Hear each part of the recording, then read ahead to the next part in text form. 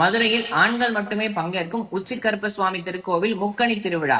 விபூதி கூட பூசிக்கொள்ளக் கூடாது என்ற வினோத பழக்கத்தை கடைபிடிக்கும் பக்தர்கள். கருப்பசுவாமி கோவில் என்றாலே கிடாய் வெட்டி கறிவிருந்து போடுவார்கள் என்று அனைவருக்கும் தெரியும். ஆனால் முக்கணி வைத்து கொண்டாடும் திருவிழா மதுரையில் வெகு விமர்சையாக நடைபெற்றது. மதுரை திருப்பரங்குன்றம் அடுத்து திருநகர் பகுதியில் அமைந்துள்ளது உச்சிக்கருப்பசுவாமி திருக்கோயில்.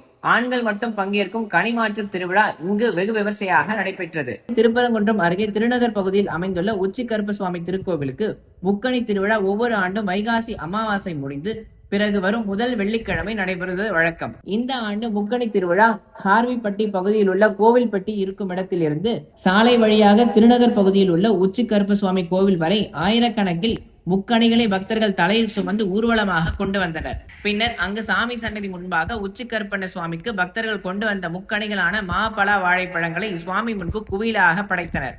மேலும் 7 அடி உயர மாலையை சுவாமிக்கு சூட்டி கற்பூரஹாரத்தையும் காண்பிக்கப்பட்டது.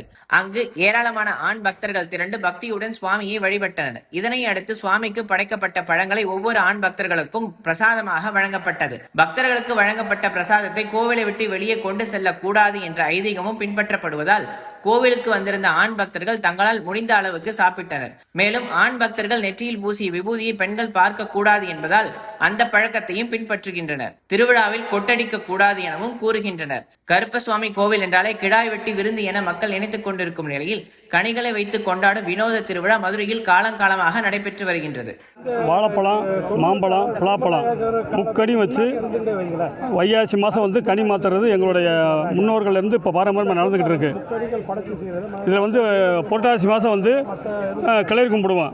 அன்னைக்கு வந்து கிடா வெட்டி பொங்க வச்சு அந்த சக்கரை பொங்கலில் வந்து கறி குழம்பு ஊற்றி சாப்பிடுவோம்.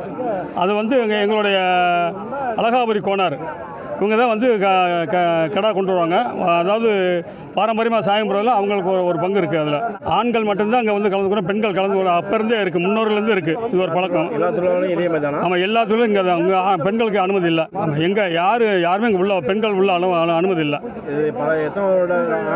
இது வந்து முன்னோர்கள், அதாவது திருமண நாயக்கர் காலத்துல நடந்துகிட்டு இருக்கு.